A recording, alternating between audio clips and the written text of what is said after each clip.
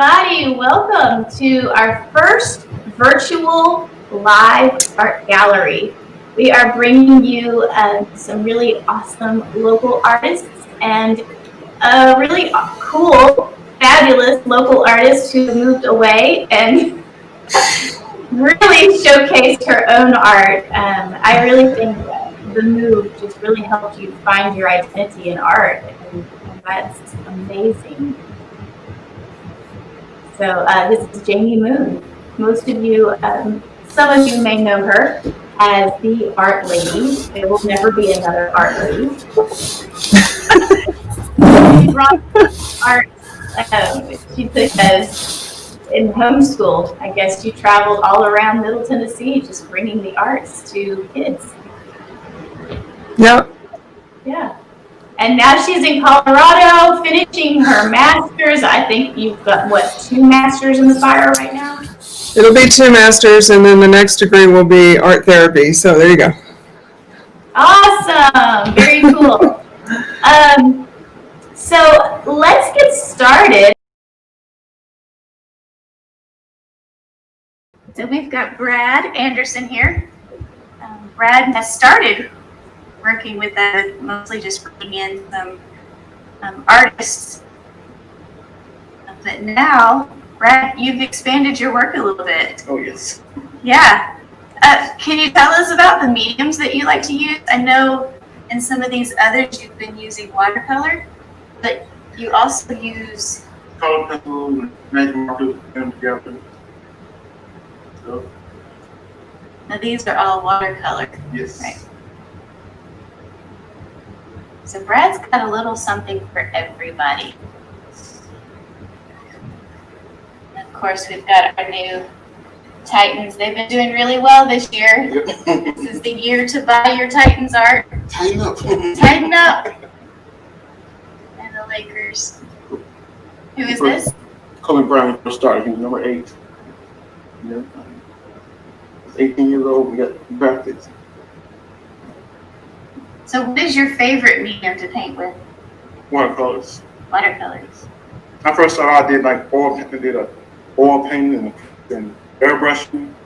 And I got trying to experiment with watercolors. See what I can do with that.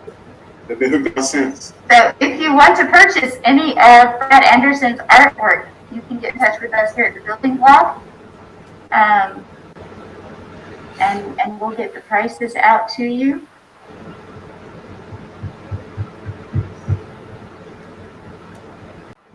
So that was Brad Anderson, and local artist. We've been carrying his artwork for 4 years now. I mean, like, I think he was one of our first artists that came to us.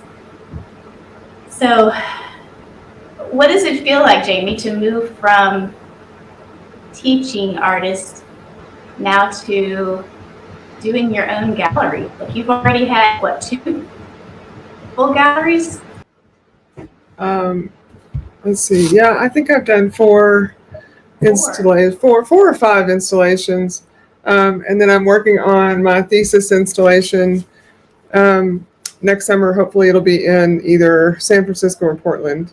So that'll be kind of cool. And I don't consider myself not to be a teaching artist. Yeah. I'll always teach. I can't go there. But it has been interesting. Huh? Go ahead. It's been interesting to move more into my own craft. And I've learned so much. And I think that will assist me in being a better teacher. As I become a better artist, then I pass that on to my students also. So. Yeah, and we're very fortunate to have Jamie teaching with us this semester and next semester. Oh my gosh, I'm so honored. I'm so honored to be there.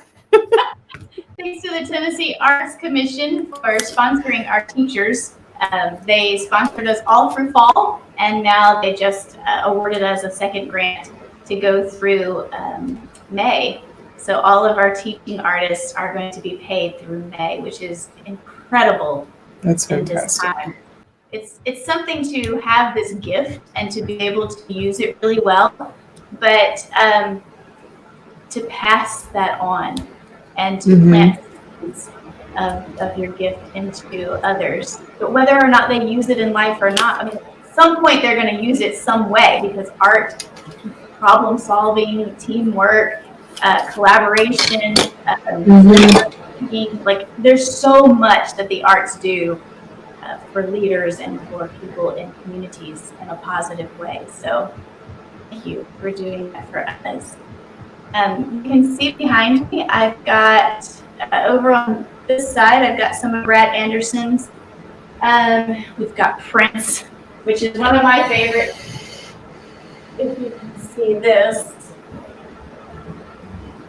Oh, wow. Yeah, we get the light out of it. There we go. This is Prince, and I believe this is watercolor as well. Some of his he did in charcoals. I think this is one. I think he might have mixed charcoal and watercolor with this one. Yeah, it looks like it. Yeah. Really, lots of really cool stuff from Brad. And then most of what he started with bringing us was the artists that he would paint. But then he got into some other really cool stuff. And it's hard to move. Everything's reversed. Oh, yeah. So this is watercolor. Jamie, do you want to show us some of your work? All right, so I have a whole bunch of stuff up here, so just tell me to stop when you need me to stop. But, oh, good. So well, you can see a whole bunch of stuff on there, can't you? Anyway, I sculpt. This is a sculpture that I recently did. And it's a two-part sculpture. It's actually, you can kind of see how big it is in this photo over here. But I collaborated with a welder to create the frame to hold the clay pieces together. So the sculpture part is clay. This is a vessel that I created. I also paint with dirt. So all of these glazes that are on the vessel are not glazes. They're dirt that I've collected all over the United States. I paint with dirt. This is another one. I use dirt in giant mandalas that you can hang on the wall. And like I said, all these colors of dirts that you see were just collected that way. They're not, I don't do anything to them. And these are a couple of other little sculptures that I did. The glazes, once again, this darker part of the sculpture is dirt. We have a lot of iron in our dirt here. And so when it's fired to a high temperature, it gets that metallic kind of rust color to it. And then the other thing that I do is I use my body as a sculpture, and I put paper and dirt on my body, and I become things like trees. So in this is what we did. We pasted this paper on my body, and then I became this tree. And then I also do, let me get to these, a lot of, as of late, I do a lot of trauma and somatic art therapy. This was a show that I just recently did where I used paper on my body to represent the removing of trauma or abuse or any number of things. And then these were some photographs that I did also in my research in trauma that were not necessarily used in the installation, but just part of the research. As an artist, I do a lot of research. I do a lot of research and exploration, and the things that I like to work with are not necessarily always happy, joyful things, but they are things that people make emotional connections to. So that's what I do. I put Jamie's information if you want to get in touch with her to purchase any of her art or have something commissioned, you can do so. if you want to get in touch with Brad Anderson, just email us at buildingblockarts@gmail.com. And I recently got to see one of Jamie's art galleries, the film that you sent me, the presentation, and it was powerful. Yeah. So if you want to catch some more of the healing of art, definitely get in touch with Jamie. I think that would be wonderful. Yeah, and I would love to talk to anybody. I mean, I'm happy to talk to people, share information, insight, wisdom, buy artwork, whatever. Commission, I'll do commissions, whatever. I always want to sell artwork. I'm actually wearing a piece of Jamie's art. This is Oh, I forgot about those. yeah, you made several years ago, and this was actually made with dirt, right? Mm-hmm. Yep. Yep. And I have those. I sell those. I sell those a lot, actually. A lot of people like the necklaces. So I love mine. And it has so many different colors in it that it actually goes with everything. There's one of them I have that actually has, it kind of looks like an angel. oh, cool. Yeah. So I love wearing that. I feel protected. So let me go ahead and put on the Manhattan Grooves.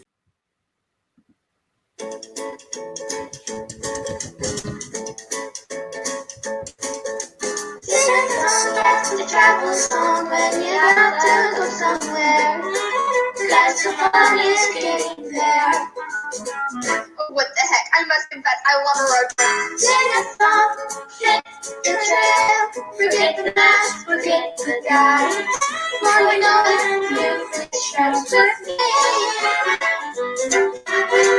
And I know I need you. In the path, so much singing, and you. Positive attitude, sonic mentality, and you'll go yes you will. Keep telling yourself you can, just telling yourself you can. Do anything that you try, till you can't climb up any hill.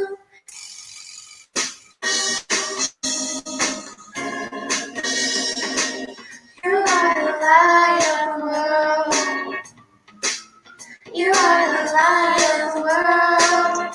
But if that walks under a bushel, it's all something kind of crucial. You can't get a straight line to be the light of the world. So let your light so shine on it. Let your light so shine. So let the light of the kind. We only have to do one.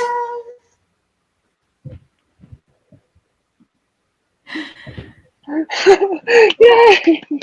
You gotta love technology because the music was totally off with it. It was, you've seen TV before where the vocals get off with the actual Right. actor. That's what was happening here. It was kind of funny. Oh, it's kind of one of those twilight moments. The nice thing is knowing that we're all dealing with it. Oh. All right, so I've got one more artist for you. We don't want to keep you all day, but we've got Sherry Scheidel. And Sherry Scheidel also makes jewelry, and I point to my ears because I have bought earrings from her. They're really awesome. But anyway, really nice stuff, and let me go ahead and play you her video. So we have Sherry Scheidel here today, and she has some of her original digital art. And I don't know, would you call this collage? It is a digital collage. Cool. Okay. So tell me a little bit about it. Like what? The process? Yeah. And okay, so I had a vintage photo of, I think that one of these that I made was my grandmother, but that's the only picture I really have of her younger, so I'm not sure. Possibly aunts, but anyway, I really like the photo. So I like to take old really vintage photos and incorporate them into something kind of fun and funky and more modern. Yeah. And on this one, the image on their skirts is from one of my art journals. I do a lot of mixed media art journaling, and a lot of it has patterns and things. So I do the collage process also in the journals and on canvases and things, but it translates into digital as well, because in the programs I use, you can layer things. And so it started out, well, actually the background was a scene from down the road from where I lived. And then I put the women on top of it, and then I layered this graphic on top of it. And then I erased everything that wasn't the skirt digitally. And then I added these moths or butterflies, whatever they are. And then I ran the whole thing through another program after I completed the collage and put the texture on it. So it was a filter to give it a different kind of look. And also it kind of pulls together the separate elements so they don't look pasted together, right? So that they blend together. So your skirt is multimedia.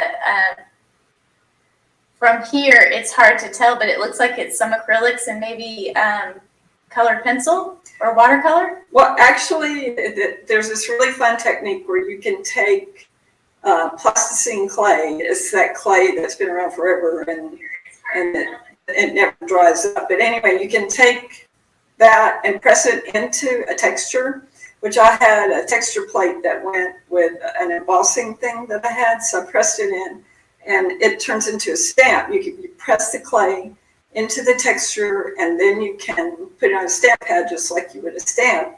And I stamped these circular designs, and then I went back with colored pencils that are water soluble and filled in different colors into the design. That is so cool. So it has a whole lot of different layers and techniques, and yeah, definitely. But these are my kind of colors and my kind of feel to art, and sometimes I try to translate that into, like, I make jewelry and I use similar types of colors and rustic textures and nothing blingy.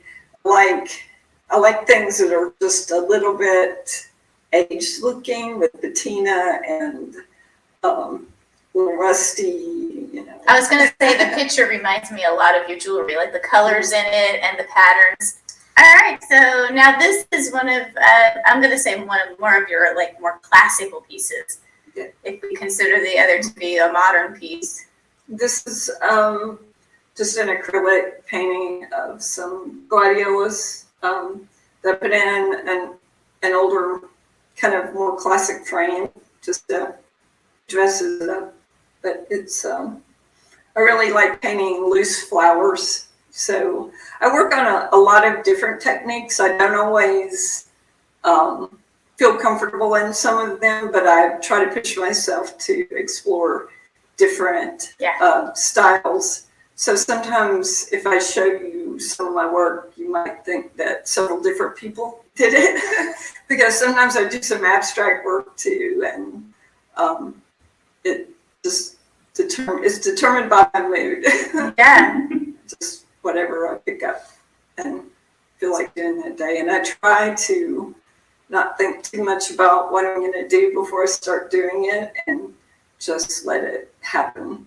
And I found that if I think too much about it and work too hard on it, that I'm not pleased with the result, and that getting into the flow and just letting it happen, usually I'm more satisfied with the results. Okay, so you don't actually say something and try to imitate it on art. It really just comes from your mind.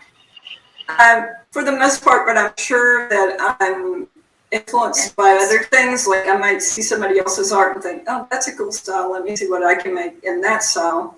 And maybe the first piece resembles their style a lot, but as I go along, it morphs into something that's more my own. And I figure that's been done all through history, that artists would copy their students would copy the master teacher's work and then develop their own styles. So When we teach here, the first thing is they have to learn the system and the style of whoever it is that we're imitating that day, and then I give them a separate opportunity to make it their. So I love this because there are so many different colors in this. It would work on any wall in my house because you can pull, like I've got blue and I've got green, mint green, there's a darker green, and then there's the blue. I've got in the basement, the girls area, pink, a dark pink and a light pink, and then a turquoise. So yeah, you'll notice that a lot of my work has the aqua turquoise. Yeah. And I think if I had to pick a favorite color, that would probably be it. Awesome. I'm not always a big pink person, but I'm trying to embrace pink. So I love this one because it looks like an antique. It looks like an antique photograph, but you've added some really cool modern digital art to it. I don't know, is that clip art or is that, okay, tell me about it. Well, the guy, the gentleman, was from some pictures I got at my husband's grandparents. So I'm assuming he was an ancestor, maybe an aunt, uncle. I don't know. I don't know who he is, but he was always so dapper looking. I've used him in several of my images. And the background is from, we went to Puerto Rico a few years ago, and we were on a ferry, and this was sunset when we were on the ferry, and we went out to this island, and while we were there, we went out on this long, used to be a Navy pier, and some people were fishing, and they had caught this big red snapper, and it was lying on the concrete, so I took a picture of the snapper. So 2 elements of the painting came from Puerto Rico. And I always think about that old saying, give a man a fish and he'll eat for a day, teach a man to fish and he can For a eat lifetime. forever. Or Yeah. however, I'm Yeah. not sure I butchered that, but that was kind of, I think it's muddled it, give a man. Yeah. So And then the birds. Are the birds actually from the picture, or did you I add added this? those digitally Yeah. later. That's so cool.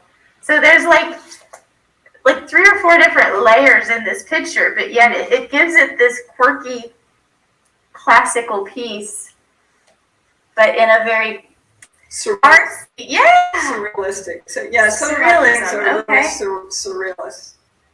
Yeah. Very cool.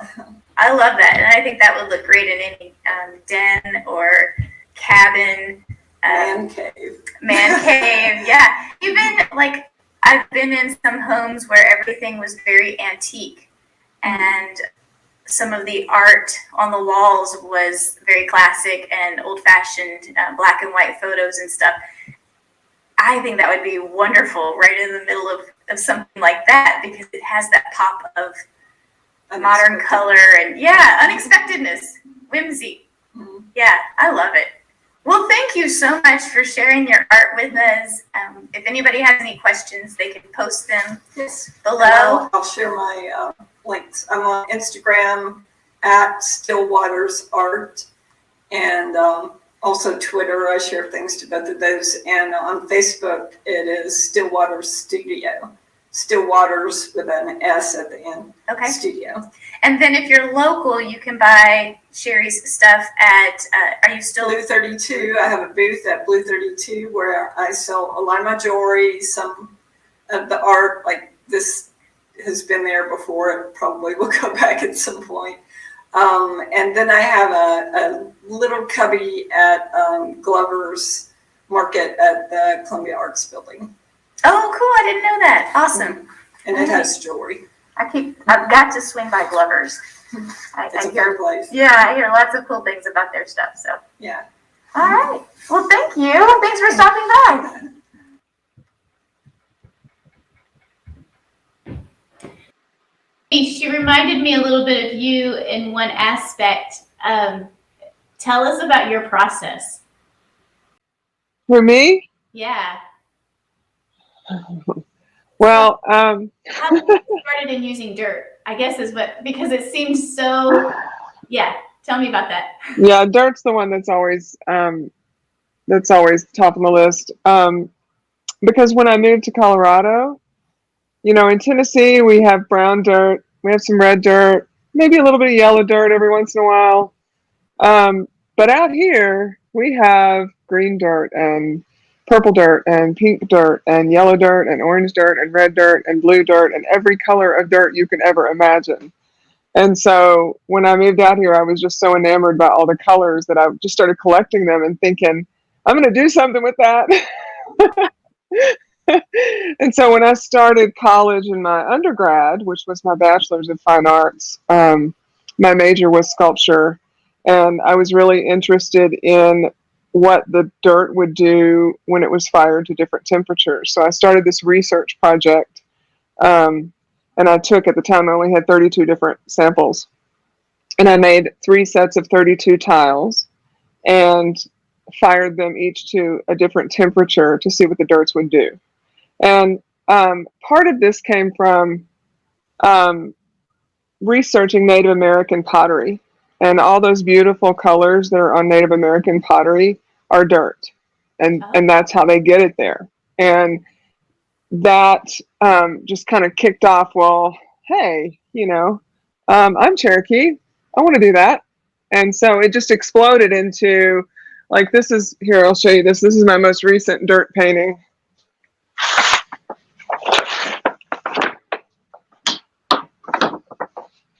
Can you see that? Yes. Oh my goodness. Okay, so how is it sparkling? That's amazing. So the bottom, you see the sparkles, that is called mica. And mica, hold on. Mica is actually a mineral that looks like this. Get it in the camera. See that?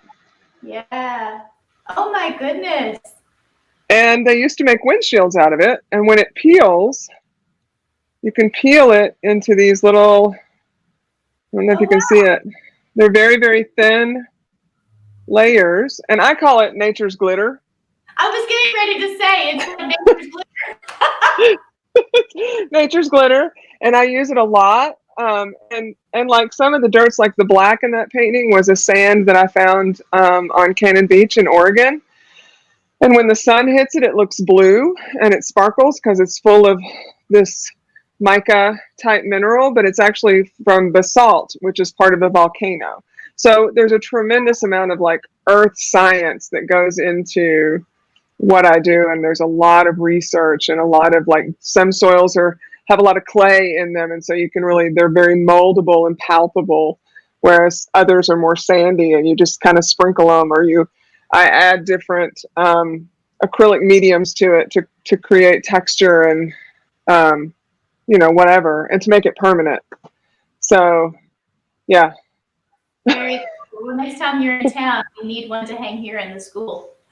Well, yeah, I know. I need to bring one. Next time I come in, I'll bring one. Or I'll just mail you one. I need to just send one. Wall over there, so yeah, we're good. Yeah. Well, that is really awesome. And so you just showed us your latest piece. What is it? Can you describe it? This one is more abstract. For the longest time, most of my work was very intentional and had a lot of mandalas, and there was a lot of self-exploration that was going into those paintings. These are just something I've just started because I went to photography for a while. I also have a dark room in my backyard, so I've started doing pinhole photography here in my home. And that's been an interesting mode of art that I want to explore more. But I'm only recently started going back to the dirt, and this time I'm finding it's much more abstract. So I have no idea what that's going to turn into. Okay. Well, and that's kind of what Sherry Scheibel was talking about too, and it reminded me of you in that she just kind of starts it and lets the inspiration happen. Yep. Yeah, and there's a word for that. It's called being an intuitive artist. Oh. Go. So yeah. Well, that is really awesome. And if you need to, I put everybody's information in the comments section. So if you want to get in touch with Jamie, Sherry Scheidel, or Brad Anderson, you can look in the comments section. If you still can't find it, just email us at buildingblockarts@gmail.com. We will hook you up. Again, most of this art is for sale. A couple of the pieces in Brad's video have been sold already. So, which is really great. But if you want any of the other pieces of art, it's a really great way to support your local artists. We are also accepting donations. So if you are wanting to help us keep our doors open during this time, we have our teachers covered, but we do not have our rent, our lights, and our gas covered. So we accept donations every single day of the year. And you can get that link on the comment section also, or it's buildingblockarts.com. It's scrolling down the bottom of your screen as well. And thank you again for joining us. Jamie, thank you for taking time out of your Sunday so I didn't have to do this alone.